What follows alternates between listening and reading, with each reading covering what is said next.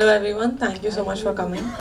Firstly, thank you so much. నాకు మళ్ళీ ఇలాంటి వేదిక వస్తుందో లేదో తెలీదు. మా సినిమాని ఇంత పెద్ద సక్సెస్ చేసినందుకు మీ అందరికీ థ్యాంక్స్ చెప్పడానికి, media and the audience both.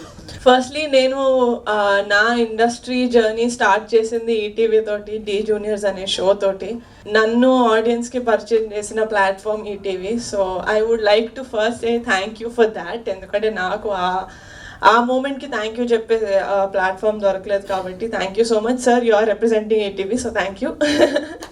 And moreover ఈటీవీలో వచ్చే కాంటెంట్ సాయి గారు చెప్పినట్టు మన అన్నట్టు ఉంటుంది. అండ్ మా కమిటీ కుర్రాళ్ళు కూడా it's that kind of a film. అది మీ సినిమా లాగా మేము అనుకొని తీసాం కాబట్టి అది ఈటీవీలోకి రావడమే it's the best decision that we took and they took అని అనిపిస్తుంది నాకు.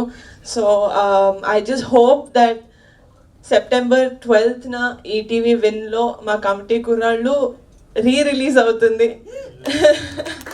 సో మీరు థియేటర్లో ఎలా అయితే దాన్ని పండగలాగా ఎంజాయ్ చేశారో, ఒక జాతరలాగా ఎంజాయ్ చేశారో, అలాగే మీరు ఈటీవీ విన్లో కూడా చూసి అలాగే ఆదరించి అలాగే లవ్ చేస్తారని కోరుకుంటున్నాను. Thank you so much. Thank you ma'am, thank you so much and all the very best. And media మిత్రులకి మీరు చాలా పాజిటివ్ రివ్యూస్ ఇచ్చారు సార్, అనేకన్నా జెన్యూన్ రివ్యూస్ ఇచ్చారు sir. Thank you so much అండి. రచయితగా నా ప్రయాణం ఈటీవీ నుంచే మొదలైందండి. ఈటీవీలో నేను కామెడీ స్కిట్స్, తర్వాత కామెడీ సీరియల్స్ రాసేవాడిని. అక్కడే నన్ను నూరు భాష గారు నన్ను ఆర్టిస్ట్ని చేశారు సార్. సో అక్కడి నుంచే నా ప్రయాణం మొదలైంది.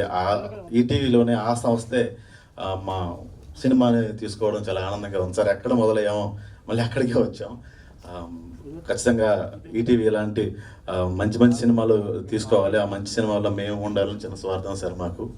అండ్ ఎస్, పింక్ ఎలిఫెంట్ లాంటి సంస్థలో మా సినిమా రిలీజ్ అవ్వడం చాలా ఆనందంగా ఉందండి. ఆవిడ మా లాంటి వాళ్ళందరికీ ఎంతోమందికి అవకాశం ఇస్తున్నారు. ఆవిడ వారియర్ అని చెప్పొచ్చు నేను నిహారిక గారిని. నేను థ్యాంక్స్ చెప్పడానికి ప్రామిస్ చేశాను కాబట్టి చెప్పలేకపోతున్నాను ఆవిడకి.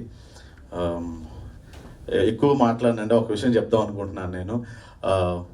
ఈ కమిటీ కుర్రాళ్ళు యదువంశీ గారి జాతర, ఈ జాతరలో ప్రొడ్యూసర్స్ బలిచాట మోసారు, టెక్నీషియన్స్ అందరూ గరగలెత్తుకున్నారు. మా ఎగ్జిక్యూటివ్ ప్రొడ్యూసర్ మన్యం రమేష్ గారు అమ్మోరుకు తోడుగా పోతురాజు నిలబడ్డాడు. ప్రొడక్షన్ వాళ్ళంతా జాతర భోజనం పెట్టారు. ఈ వంశీగాడి జాతరను చూడడానికి ప్రేక్షకులందరూ వచ్చి ఘన విజయాన్ని అందించారు. థ్యాంక్ యూ సో మచ్ అండి.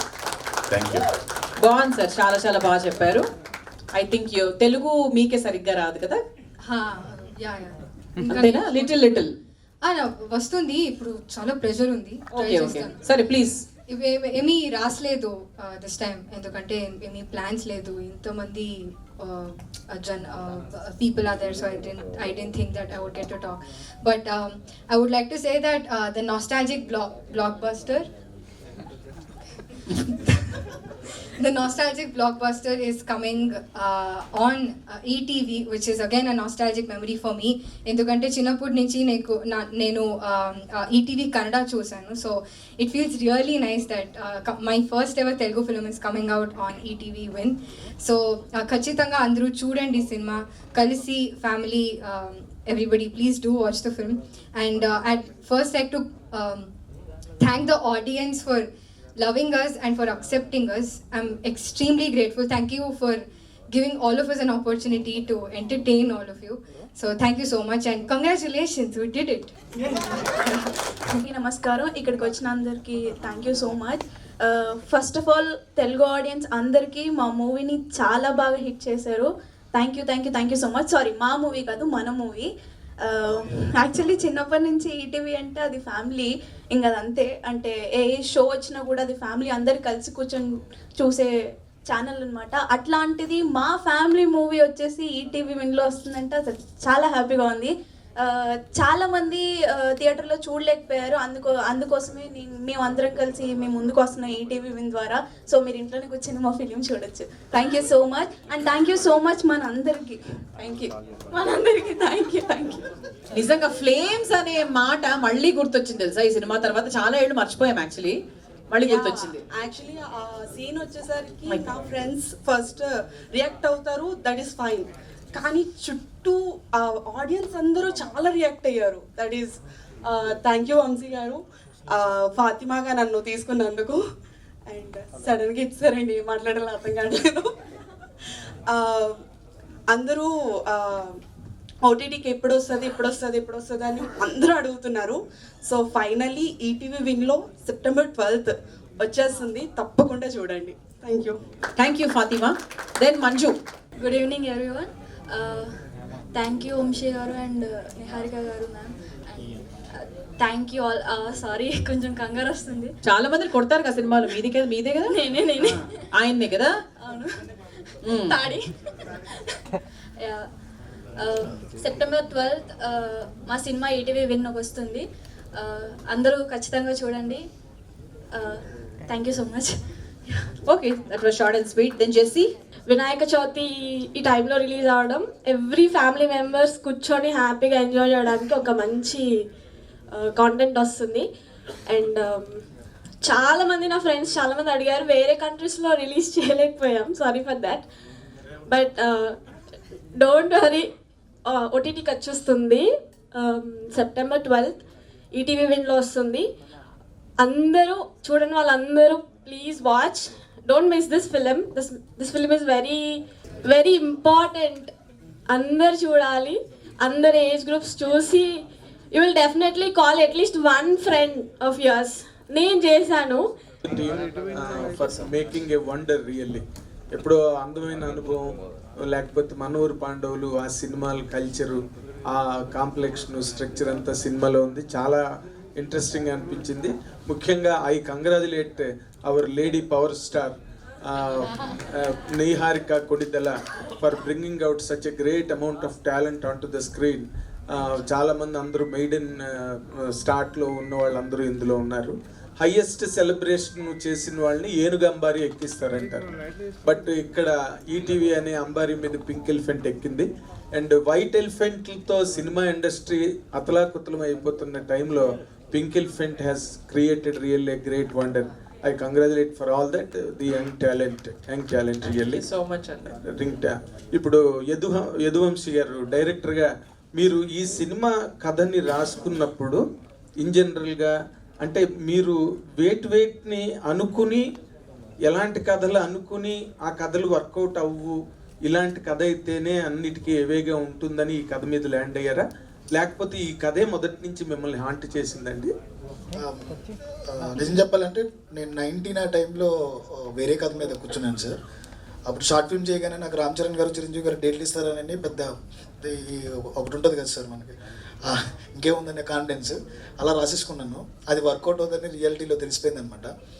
తర్వాత ఏదైనా కథ రాద్దాం అనుకున్నప్పుడు బ్యాగేజ్ లేకుండా ఒక మంచి కథని నిజంగా నాకంటూ ఒకటి చెప్పాలి. ప్రతి హీరోకి ఎవరికి చెప్పినా 2 సంవత్సరాలు 3 సంవత్సరాలు నార్మల్ ఏ హీరో అయినా ఇస్తున్నారు, అలా కాదు. ఎవరు అవకాశం ఉన్నప్పుడు నేనే ఒకటి క్రియేట్ చేయాలనుకున్న మైండ్ సెట్తో రాసుకున్న కథ అనమాట. ఆ రాసుకున్నప్పుడు ఏదో కథ కాదు, ఇది నా కథే రాద్దాము, ఇది నా కథ అనుకుని ఎలా ఫీల్ అవుతున్నానో చూసేటప్పుడు ప్రతి ఒక్కరు కూడా వాడి కథ అని ఫీల్ అవ్వాలనుకున్నా. సో ఆ సక్సీడెడ్. ఆ జర్నీలో 3.5 ఏళ్ళ జర్నీలో చాలా చోట్లకి వెళ్ళాం, కానీ ఎక్కడ పడాలో అక్కడ పడింది. మేము ఈరోజు ఇక్కడ కూర్చుని మీరు చెప్పినట్టు ఈ లైన్లో వస్తున్నామంటే ఒక ప్లేస్ కావాలి. ఆ place pink elephants and SRD ఇచ్చింది అనమాట. Very nice. మీరు లైఫ్ తెచ్చుకోవడమే కాకుండా మీ వెనకాతలు ఎంతమందికో లైఫ్ ఇచ్చారు. ఎందుకంటే ఇప్పుడు కథలు వింటారు మీలాంటి కుర్రాళ్ళు వచ్చి చెప్తే. అవును సార్, అదే కావాలనుకున్నాను. Yes, congratulations for that. Thank you so much sir. Go ahead. Niharika garu, congratulations sir. Congratulations అండి. ఒక గ్రామీణ వాతావరణం మంచి కథను ఎత్తుకుని తెలుగు ప్రేక్షకులకు అందించారు. నా క్వశ్చన్ ఏంటంటే, ఇంకా థియేటర్లో రన్ అవుతుంది, 4th వీక్ రన్ అవుతుంది, ఇంకా కొన్ని థియేటర్లు ఉన్నాయి. ఓటీటీ ప్లాట్ఫామ్ అనేది విండో మీ చేతిలోనే ఉంది కాబట్టి దీన్ని హిందీలో 8 వీక్స్ ఉంది ప్రతి సినిమా. అలాగే మీరు కొన్ని ఇంకా పోస్ట్ చేసి ఉంటే థియేటర్కి ఇంకా ఫిల్ అవుతాయి కదా, ఈ డిసిజన్ ఎందుకు తీసుకున్నారు? 12th త్వరగా అంటే 4 వీక్స్కి రావాలన్నది. అంటే మీరు 2 వీక్స్ అంటే 2 వీక్స్ అంటారు, ఇంకొక 8 వీక్స్ మేము పెట్టినా కూడా maybe you could have come up with another question.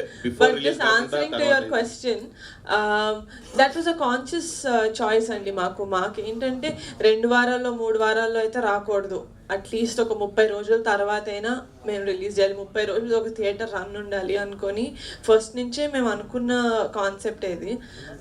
So ETV వాళ్ళతో మాట్లాడాక వాళ్ళ క్యాలెండర్ చూసుకొని, లేకపోతే all of that keeping all of that in mind, వాళ్ళకు కూడా 12 సెప్టెంబర్ ఈ Vinayaka Chavithi week was auspicious. That's what we felt and that's why we released. Nihari garu, ఆయన వెంకట్ ఎన్టీకి అండి. హలో అండి. నిజంగా మీరు మెగా డాక్టర్ కాదు, తెలుగింటి బంగారం అనుకోవాలి. అయ్యో, thank you. ఎందుకంటే ఈ టైంలో కష్టకాలంలో నిజంగా ఫ్లడ్ సొసైటీ అవుతున్న ఈ టైంలో మీరు 5 lakhs డొనేట్ చేయటము నిజంగా ఎవరు కూడా అంటే ఇటు మెగాస్టార్ చిరంజీవి గారు, పవన్ గారు, తర్వాత రామ్ చరణ్ గారు ప్రతి ఒక్కరు చేశారు. మీరు కూడా మీ అంత బాధ్యత నిర్వహించారు. నిజంగా గ్రేట్ అండి.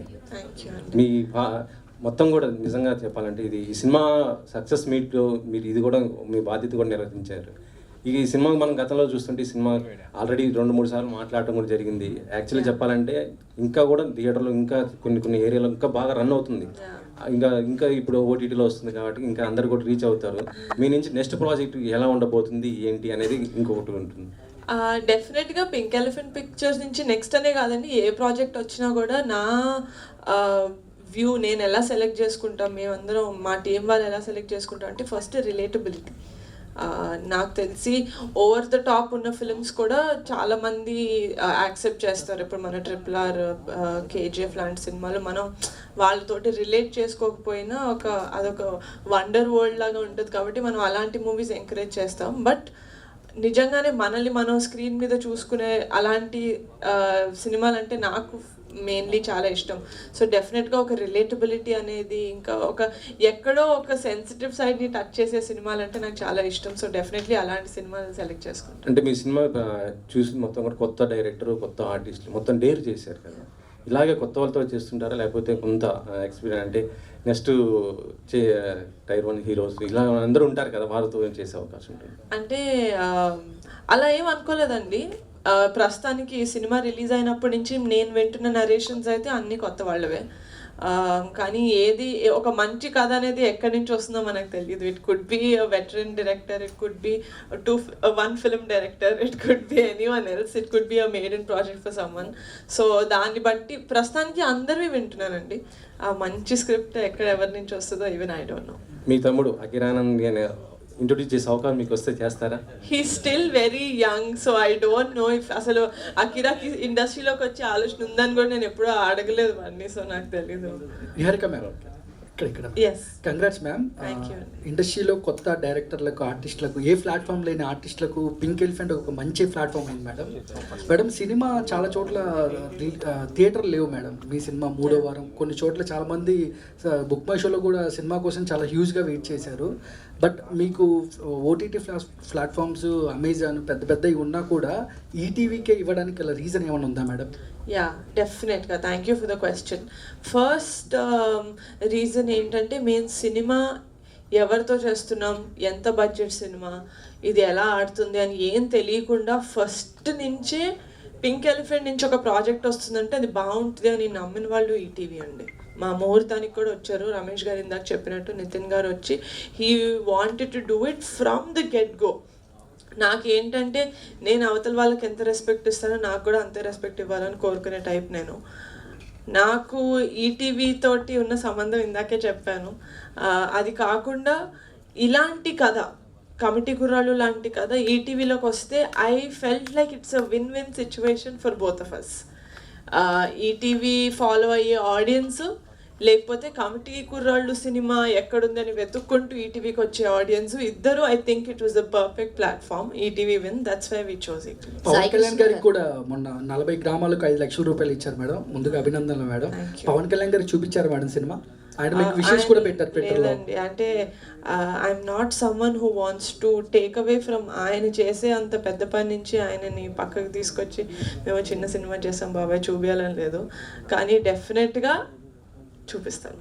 సాయి కృష్ణ గారు, 1 second అండి, సారీ. ఇందాక sir, to answer your question, little continuation for your answer.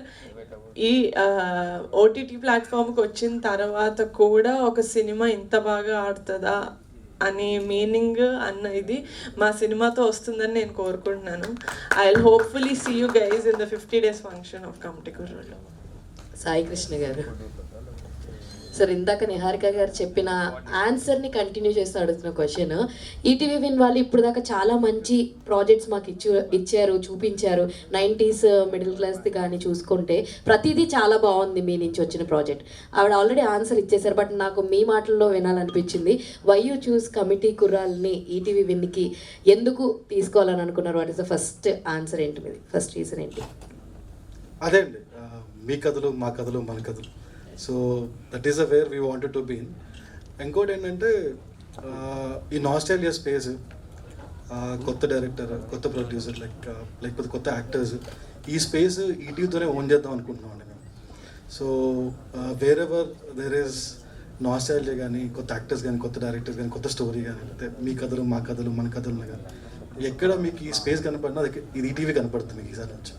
And ఇంకొకటి, స్ట్రైట్ అవే ఈటీవీ విన్ నుంచి అండ్ పింక్ ఎలిఫెంట్ ఫ్యాక్టరీ నుంచి ఫర్దర్గా ఇంకొక మూవీని మేము చూడొచ్చా? చూడొచ్చు.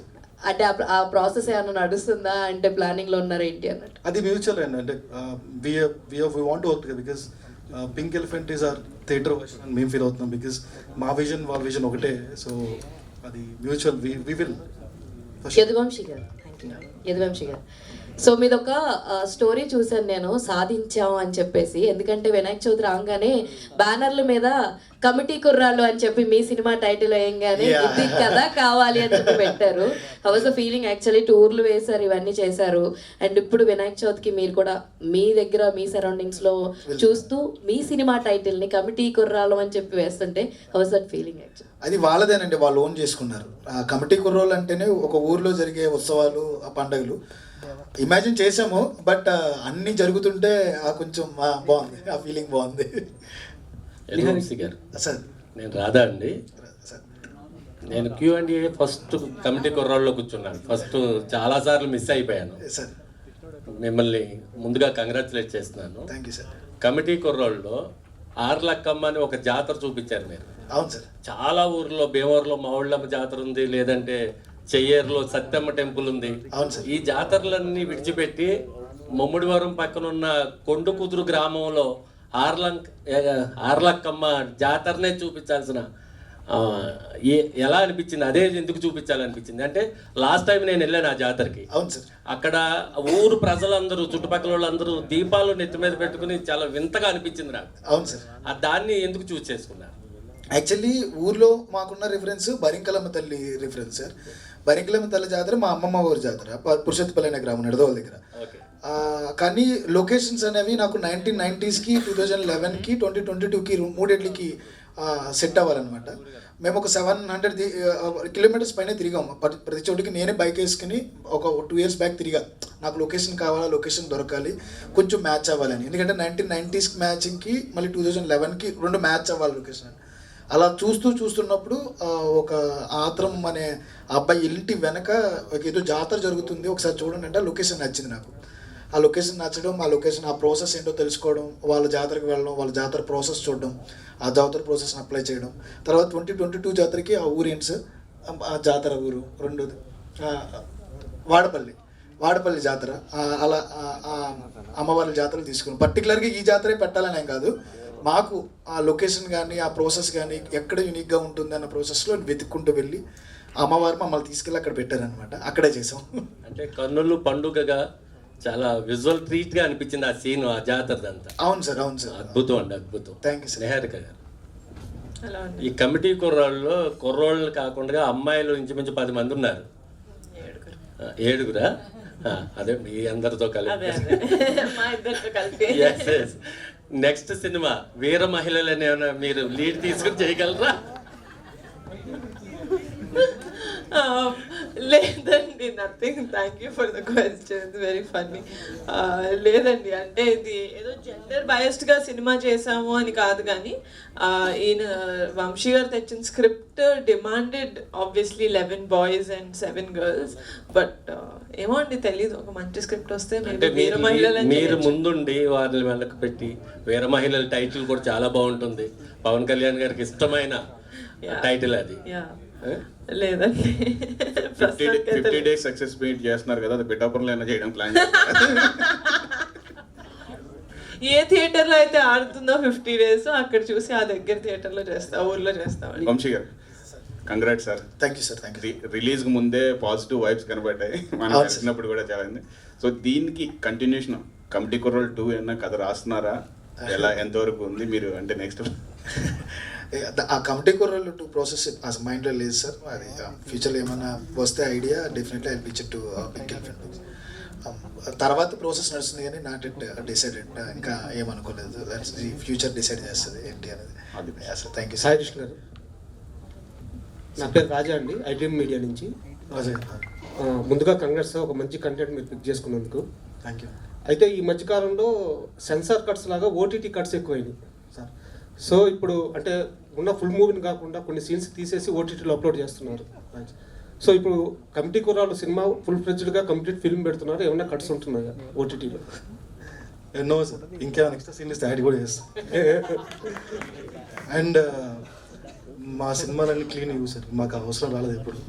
ఇంకా ఆయన ఎక్కువ ఫుటేజ్ ఇస్తే యాడ్ కూడా చేసి పెడతాం. Thank you. నిహార్ గారు, నిహార్ గారు 2024 ఎంత గొప్ప హీరో మీ కుటుంబానికి, మీకు ఈ సినిమా ఇచ్చిన ఆడియన్స్ కూడా తెలుసు, చూసిన ఆడియన్స్ కూడా.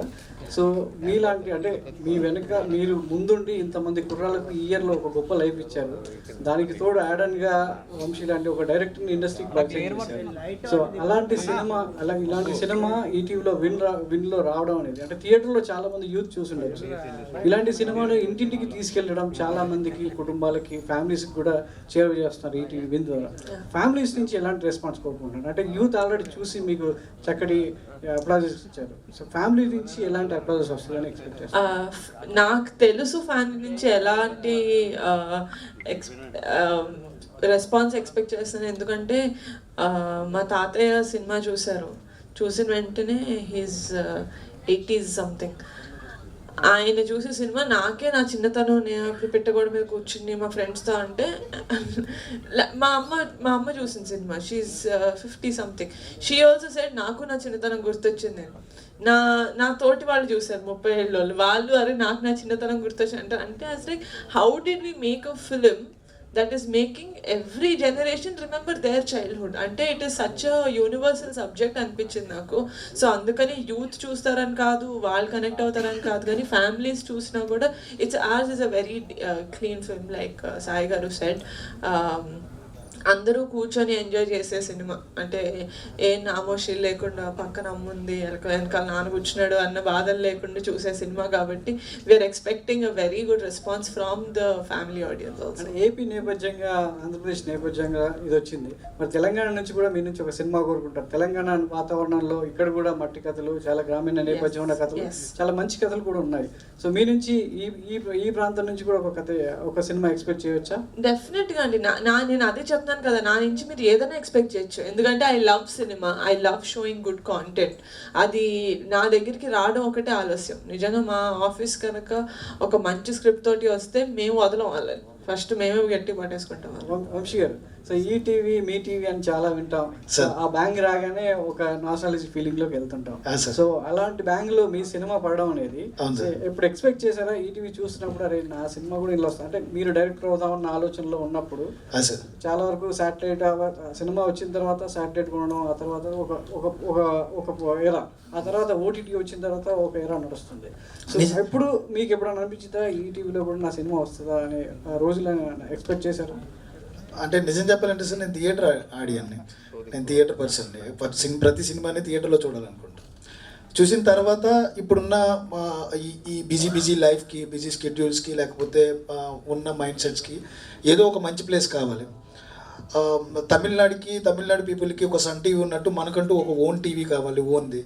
ఈటీవీ కంటే ఓన్ ఛానల్, ఈటీవీ లాంటి ఒక ఫ్యామిలీ ఛానల్ ఇంకొకటి లేదు నాకు తెలిసి. అది మన టీవీ. యాక్చువల్లీ మన లైఫ్లో అది కూడా ఒక పార్ట్. మనం చిన్నప్పుడు టీవీ న్యూస్ చూడాలంటే ఈటీవీ 9:25 వచ్చే గంట ఇవి ఉంటాయి కదా. అలాంటి ఒక ఛానల్లోకి సినిమా వెళ్తుంది అనేటప్పటికి డెఫినెట్లీ ఆనందపడతాం. యాజ్ అ డైరెక్టర్గా ఒక సినిమాని ఆడియన్కి చేరువేయడానికి ఎన్ని దారులు ఉంటే అన్ని దారులు వెతుక్కోవాలి మేము. థియేటర్ ఒకటే కాదు, థియేటర్ తర్వాత డెఫినెట్లీ ఈటీవీ అనేది మంచి ఆప్షన్ అని మేము మాట్లాడుకున్నాం. 3 వారాల తర్వాత 4 వారాల తర్వాత డిసిషన్కి కొంచెం నేను భయపడ్డా, ఎందుకంటే బయట జరుగుతున్న విషయాలు వేరు కదా. అందరూ ముందే అమ్మేసి పెట్టేస్తారు, నా మీద మళ్ళీ ఎక్కువ బర్డెన్ అయిపోతాం అనుకున్నాను. బట్ ప్రొడక్షన్ గట్స్ అంతా అవి, సో తీసుకుని వెళ్ళి ఎక్కడ పెడతారో అనుకున్నాను, పెట్టాల్సిన చోటు పెట్టారు ఈటీవీ. రమేష్ గారు, అంటే చాలా వరకు ఇప్పుడు తీస్తున్నటువంటి అంటే మీడియం అంటే మధ్య తరహా బడ్జెట్ చిన్న సినిమాల బడ్జెట్కి సంబంధించి ముందే ప్రొడ్యూసర్స్ ఒక ప్రొడక్షన్ కంపెనీ ఓటీటీతో అగ్రిమెంట్ ఓటీటీ అయిన తర్వాతనే సెట్స్ మీదకి వెళ్ళేటువంటి రోజులు. కానీ మీరు సినిమా కంప్లీట్ చేసి పూర్తిగా ఒక 30 days రన్ బ్యాక్ సక్సెస్ మీకు పీక్లో అంటే ఎంత కావాలో అంత చూసిన తర్వాత ఒక ఓటీటీని ప్లాట్ఫామ్కి వెళ్ళడం అనేది ఫర్దర్గా మీ ప్రొడక్షన్ హౌస్ కావచ్చు మీరు తీసేసి ఇంకా ఫర్దర్గా సినిమాలకు ఎలాంటి బూస్టింగ్ ఇస్తుంది అంటే? ఇప్పుడు ఓటీటీ ఫిల్మ్స్ వేరే, ఇప్పుడు ఈవెన్ ఈటీవీ విన్ వాళ్ళు కూడా ఈ ఓటీటీ కోసం వాళ్ళ కంటెంట్ వాళ్ళు తీస్తున్నారు అనేది ఓటీటీ కంటెంట్. మనం తీసే సినిమాలు సినిమా కోసం తీస్తాం, థియేటర్ కోసం తీస్తాం. థియేటర్ అవ్వగా మనం ఇంతకుముందు ఎలాగైతే శాటిలైట్ అలా అమ్మేవాళ్ళమో ఇది సెకండ్ అదర్ జనరేటెడ్ ఇన్కమ్ లాగా తప్పితే అది ఏమైపోయిందంటే రాను చాలా పెద్ద ఈ ఓటీటీ వచ్చిన తర్వాత బేసిక్గా సినిమాలు తీయడం అనేది థియేటర్లు కాకుండా బేసిక్గానే ఓటీటీ కోసం తీస్తున్నట్టు ఉన్నాయి. ఎందుకంటే ముందు వాళ్ళు ఓటీటీ ఓకే అన్న తర్వాత బడ్జెట్ ఫిక్స్ అవుతున్నారు.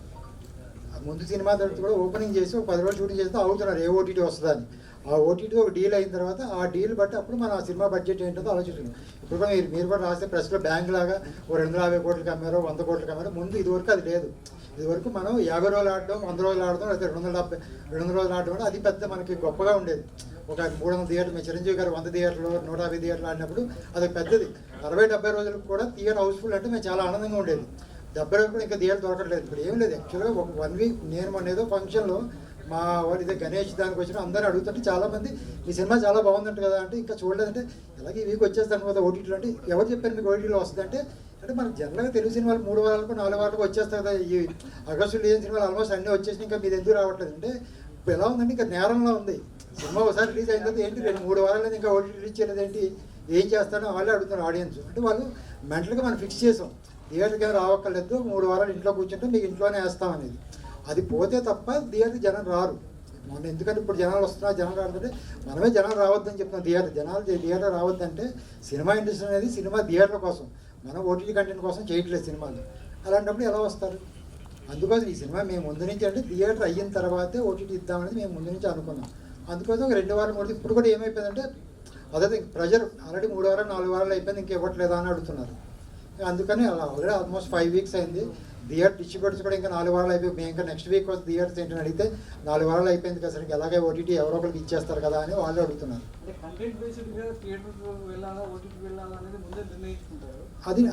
అది నిర్ణయించుకోవచ్చు. మేము కూడా ఓటీటీలో మేము ఆల్రెడీ జీలో 2 ఇంతకుముందు వేరే ఓటీటీ ప్లాట్ఫామ్స్ మేము కూడా ఆల్రెడీ తీసాం.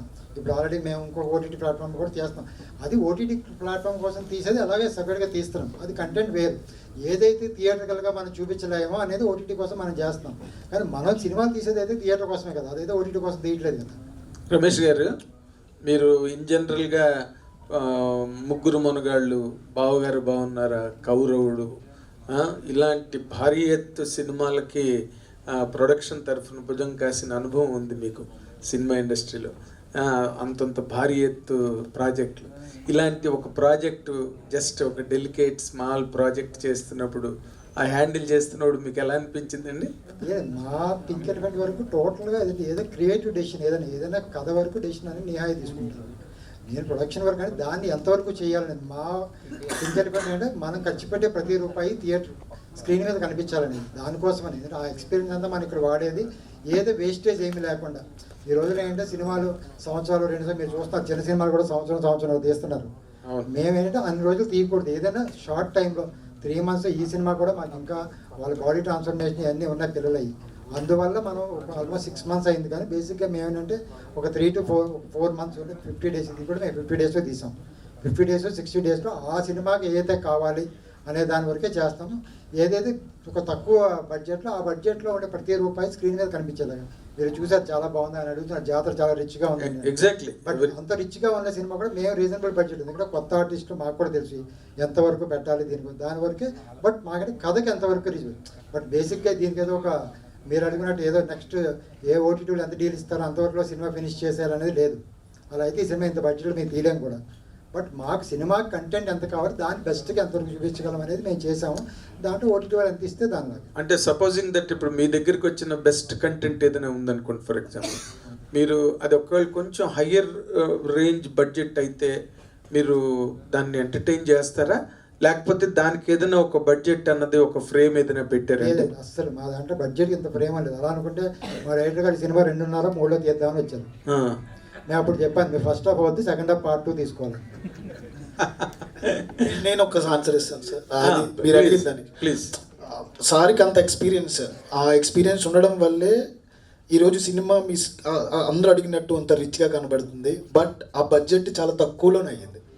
ఆ తక్కువలో అవ్వడానికి ఆయన ఎక్స్పీరియన్స్ మాత్రమే ఇక్కడికి మమ్మల్ని అందరినీ ప్రశాంతంగా చేసుకోవడానికి కానీ, ఇప్పుడు బిజినెస్లు కానీ, థియేటర్స్ కానీ, ప్రమోషన్స్ కానీ. ఇప్పుడు ప్రమోషన్స్ అంటే మా అందరి మైండ్లో డిజిటల్ ఉండేది. డిజిటల్ అనుకుంటూ పడేవాడిని. అసలు డిజిటల్ అనేది ప్రమోషనే కాదు, ట్రెడిషనల్ చూపించాను నాకు. ఆ తర్వాత అర్థమైంది, ఓకే ప్రమోషన్స్ అంటే మనం చేసుకున్నట్టు ఇన్స్టాలో మీమ్స్ పెట్టుకోవడం లేకపోతే రీల్స్ చేయించడం కాదు, అసలైన ప్రమోషన్ బయట ఉందని తెలియదు. ఇట్స్ ఆల్ అబౌట్ ఎక్స్పీరియన్స్ అండి. అలాంటి ఎక్స్పీరియన్స్ పర్సన్ మాలాంటి టీంకి లేకపోతే కనుక సినిమా ఈ రోజు మేము అందరం ఇలా కూర్చొని మాట్లాడడం బికాస్ ఆఫ్ హిమ్ ఓన్లీ మేము ముందుకున్నాం. Yes correct. ఇప్పుడు లేడీ పవర్ స్టార్ ప్రశ్నకి సమాధానం చెప్పాలి. ఏంటంటే ఇప్పుడు నార్మల్గా మీరు ఈ కమిటీ కుర్రాళ్ళు చేసిన కంటెంట్ కానీ, ఆ అట్మాస్ఫియర్ అంత కూడా కాంప్లెక్షన్ కానీ dates back to some decades ago. ఆ జాతరలో అఫ్కోర్స్ ఇప్పటికీ జరుగుతున్నాయి విలేజెస్లో, అది నా ఉద్దేశం కాదు కానీ, బట్ ఈ రోజున lot of modernization has dominated village life also. అన్ని ఆస్పెక్ట్స్లో, నాట్ ఇన్ వన్ వే. మొత్తం అటైర్స్, అలంకారం, ఎవ్రీథింగ్ అన్నీ బాగా మారిపోయింది విలేజ్ వరల్డ్ కూడా. ఇప్పుడు ఈ పార్ట్ 2 లాగా దాన్ని ఏదైనా మీరు ట్రై చేసే అవకాశం ఉందా now under the shade of modernization? లేదండి, nothing. As of now there is no committee కుర్రాళ్ళు 2. It's just one part. ఈయన రాస్తే then will do it. Okay. అందీప్ గారు. సో హాయ్ అండి, first of all congratulations for the success. Hanuman తర్వాత committee కుర్రోళ్ళు 2 కూడా సక్సెస్ అందుకున్నారు. సో ముందే అనుకున్నారా ఈ సక్సెస్ ని, ఈ లెగసీని కంటిన్యూ చేస్తారా? అది మన చేతిలో లేదు, కానీ ఈ ఫిలిం మాత్రం నేను అస్సలు సర్ప్రైజ్ ఫీల్ అవ్వలేదండి.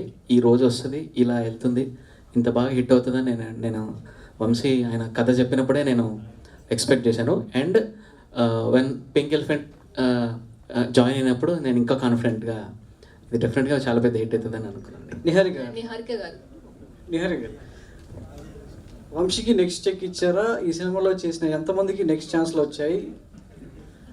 ఈ సినిమాలు చేసిన ఎంతమందికి నెక్స్ట్ ఛాన్స్లు వచ్చాయి? వంశీ గారు he still working on his next script అండి. ఆయన నాకు కూడా దాని గురించి డీటెయిల్స్ ఇంకా ఏం చెప్పలేదు.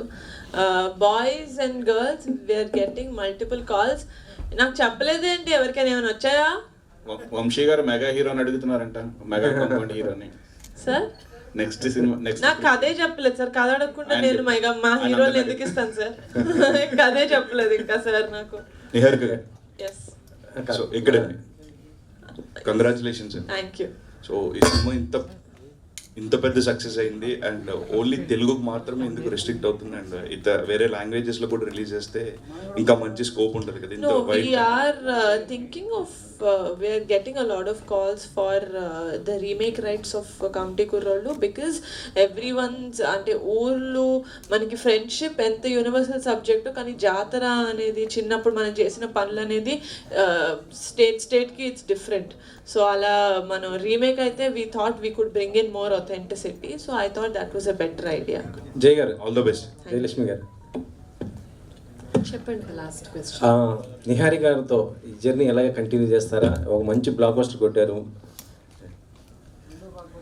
రెండో black. Definitely, and if we get a good content and if we both agree to that content that we are going to do, definitely we'll work together. Nihari గారు అంటే జర్నీ ఎలా ఉంది వారితో మొత్తం?